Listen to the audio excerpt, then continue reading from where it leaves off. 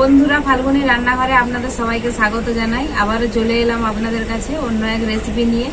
আজকে আমি দই পটলের রেসিপি বানাবো সম্পূর্ণ নিরামিষভাবে।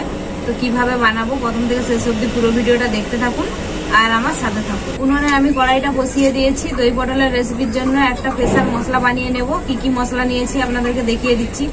শুকনো লঙ্কা, মৌরি, দারুচিনি, এলাচ, লং আর নিয়েছি গোলমরিচ। তো এগুলো আমি শুকনো কড়াই ভেজে নেব।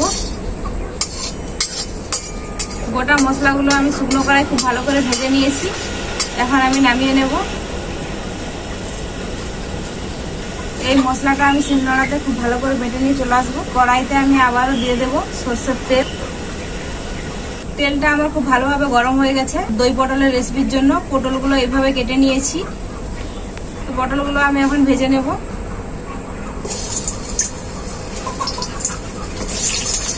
এরপর আমি এর মধ্যে দিয়ে দেব লবণ, হলুদ গুঁড়ো।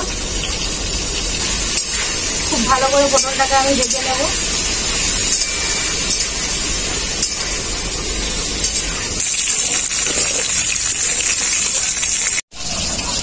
পটলটা আমি খুব ভালো করে ভেজে নিয়েছি, তুলে নেব।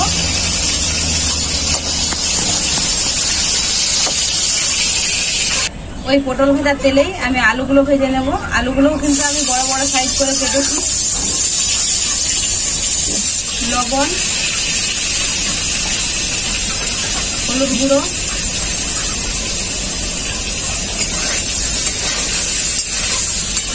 আলুগুলোও কিন্তু আমি খুব ভালো করে ভেজে নেব।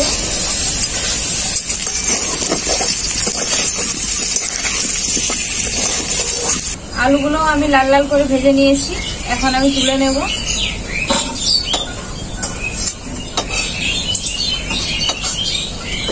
ওই আলু ভাজা তেলেই আমি দিয়ে দেবো আর একটু সরষের তেল।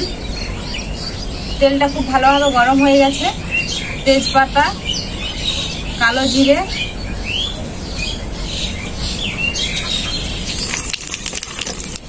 আদা বাটা,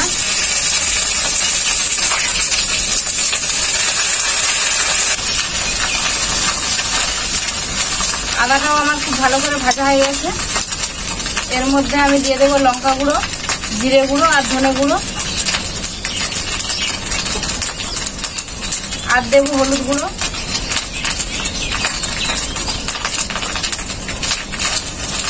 মশলাটা খুব ভালো করে কষানোর জন্য অল্প একটু জল দিয়ে দেবো। মশলাটা আমার খুব ভালো করে কষানো হয়ে গেছে। এর মধ্যে আমি দিয়ে দেবো টক দই। টক দইটা আমি কিন্তু খুব ভালো করে ফাটিয়ে নিয়েছিলাম।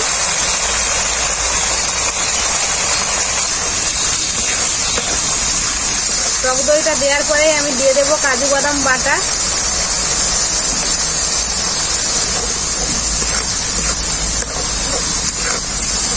এরপর আমি দিয়ে দেবো কাশ্মীরি গুঁড়ো লঙ্কা,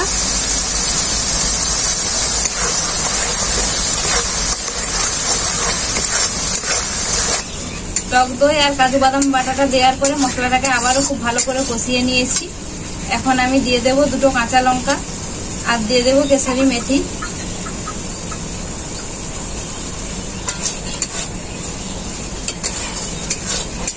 এরপর আমি দিয়ে দেবো ভেজে রাখা আলু। আলুটাকে মশলার সাথে খুব ভালো করে আমি কষিয়ে নেব।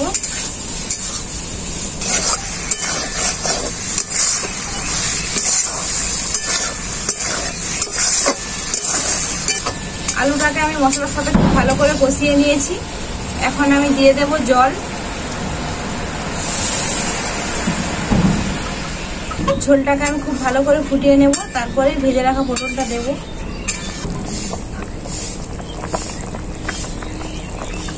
ঝোলটা খুব ভালোভাবে ফুটে গেছে। এখন আমি ভেজে রাখা পটলগুলোও দিয়ে দেব।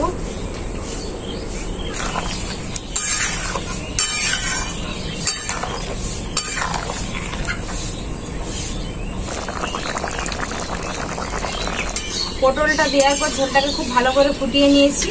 আর আমি যে শুকনো কড়াই গোটা মশলাটা ভেজে রেখেছিলাম, সেই মশলাটা আমি শিলনোড়াতে বেটে নিয়ে চলে এসেছি ভালো করে। তো সেই মশলাটা আমি এখন দিয়ে দেব। মশলাটা দেওয়ার পর ঝোলটাকে কিন্তু আবারও খুব ভালো করে ফুটিয়ে নেব। দই পটলের রেসিপিটা আমার এখন পুরোপুরি ভাবে রেডি। সবশেষে আমি দিয়ে দেবো স্বাদ মতো চিনি। চিনিটা অবশ্যই দেবেন, টক দই যে দেওয়া আছে টক দইটাকে ব্যালেন্স করার জন্য।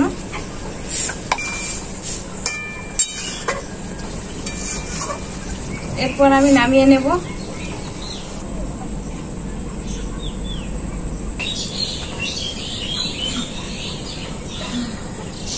দই পটলের গ্রেভিটা এতটাই ভালো হয়েছে, মনে হচ্ছে এই গ্রেভিটা দিয়েই পুরো ভাতটা খেয়ে নেব।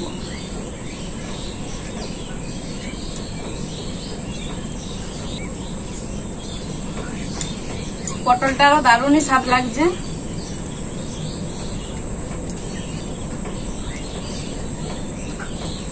বন্ধুরা, আপনারা দেখলেনই তো দই পটলের রেসিপিটা কতটাই সহজ আর কতটাই অল্প সময়ের মধ্যেই হয়ে যায়। আর আপনারা এভাবে বাড়িতে বানিয়ে অবশ্যই দেখবেন। এই নিরামিষ দই পটলের রেসিপিটা কিন্তু খেতে দারুণই লাগে।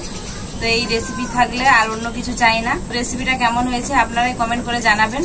ভিডিও ভালো লাগলে লাইক শেয়ার সাবস্ক্রাইব অবশ্যই করবেন। প্রতিদিনের মতো আজকেও আপনাদেরকে বলছি, আপনারা ভালো থাকবেন, সুস্থ থাকবেন, নিজেদের খেয়াল রাখবেন। আবার দেখা হবে পরবর্তী ভিডিওতে নতুন কোনো রেসিপি নিয়ে।